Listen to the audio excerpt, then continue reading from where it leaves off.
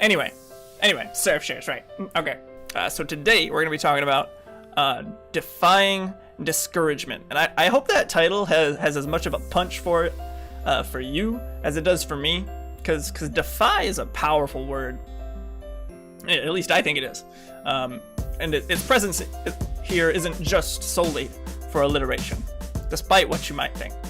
But unless we really fight against discouragement, it's hard to overcome. It stinks to be discouraged, right? So today we're going to cover 3 things that will help you overcome your discouragement and truly defy it.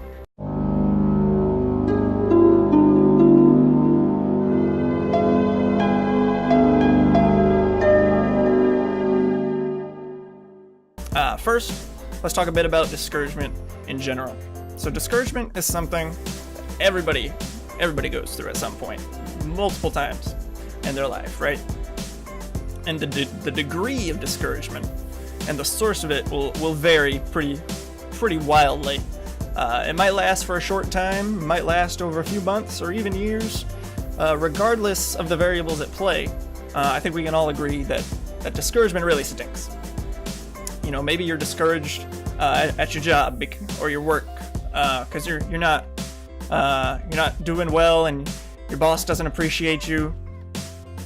Maybe you're discouraged with school because no matter how hard you study, you just can't get the grades you want. Maybe you're discouraged with a friendship because it's just falling apart no matter what you do. Maybe you're discouraged with just where you're at in life right now, just in general. And you're looking for that next breakthrough. No matter what the source, discouragement sucks. But how do we defy it? Well, the first step that I'm going to give you guys is to recognize that it's only temporary. More often than not, our discouragement comes from something that is temporary, even if it doesn't feel like it in the moment. Now, I know it's easy to hear that and be like, oh, well, you don't know my situation or whatever. My situation is different. And I'm not going to claim like I do know what your situation is, because I don't.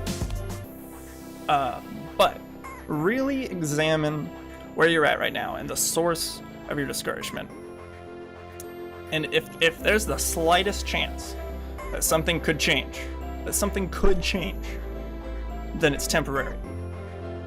It's only for a season. Most discouragement is just temporary. So that's the first step. Realize it's only temporary and that it will pass in time more than likely. So the second thing is to ask ourselves if we even understand our discouragement. Now let me be clear that I'm not talking about situations where we get discouraged about something small and then we realize later it's not really a big deal. That's a little different. What I'm talking about here is if we truly understand in ourselves why exactly we're feeling discouraged. And the reason why that's important is because oftentimes our discouragement about something is a result of something else. So for instance, you might be discouraged because you're not getting a promotion even though you work really hard and you deserve it. And that's something that's well warranted, I'd be discouraged too if that were me. But what if you're discouraged not because you're not getting the promotion, but because somebody else got a promotion and you didn't? Well, then the problem isn't really discouragement, it's jealousy. And if we don't examine ourselves and realize that, we're going to be looking for a cure to the wrong problem. There's lots of different examples that I could give for that, but you should get the idea. Really examine what you're discouraged about and why. Why is it discouraging? And work out whatever the root source of that is. It might be more simple than you thought. So finally, understand that you are not alone. Somebody somewhere is going through something pretty darn similar to what you're going through. I don't say that to discount your problems as not important or that what you're going through isn't hard, because it is. I say all this to encourage you, because oftentimes we feel like what we're going through, what we're discouraged about, we feel like we're alone in our struggles. That nobody understands us, nobody has to deal with the issue we're facing.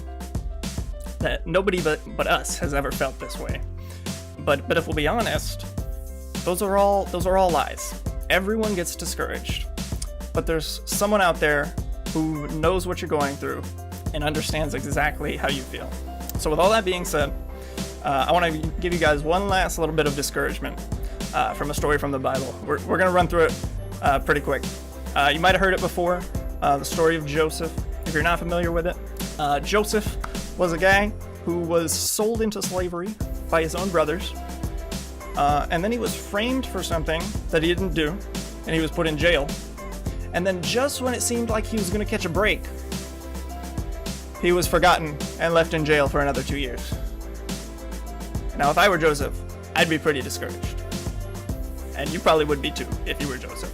But let's look at what he says when he's finally released from prison to interpret Pharaoh's dream. So in Genesis 41, 14 through 16, it says, "Then Pharaoh sent and called Joseph, and they quickly brought him out of the pit. And when he had shaved himself and changed his clothes, he came in before Pharaoh. And Pharaoh said to Joseph, 'I've had a dream, and there's no one who can interpret it. I have heard it said of you that when you hear a dream, you can interpret it.'" So Pharaoh is basically requesting Joseph's help, right? And Joseph finally has an opportunity to turn his life around and make a name for himself. But you know what the first thing that comes out of his mouth is? The very first thing that comes out of his mouth when Pharaoh asks him to interpret this dream. Let's look in verse 16. It says, "Joseph answered Pharaoh, 'It is not in me. God will give Pharaoh a favorable answer.'" The first thing he says when he gets out of prison points to God. Joseph was faithful to the Lord all throughout his hardships. He probably felt discouraged. I'd find it pretty hard to believe that he wasn't discouraged at some point in all of that. But he trusted God, and God respected that faithfulness. He had a plan for Joseph to become one of the most powerful people in Egypt. But he never would have made it there if he hadn't trusted God. So wherever you guys are at right now, I hope this encourages you. Okay, let's be honest. Nobody's going to become one of the most powerful people in Egypt, more than likely. But it's a metaphor for where you're at right now, right? So, even though it might really suck where you're at right now, there are great things to come if you'll just put your trust in God and not be discouraged about where you're at right now. If you guys learned something this week, let me know. Share the wisdom. That's what this is all about. So let us know in the comments if you're watching on YouTube or right here in the chat if you're here live. And we'll catch you guys back next week for whatever it is I'm going to be talking about next week. I have no idea, but it'll be something, and it'll be great. So you better be there.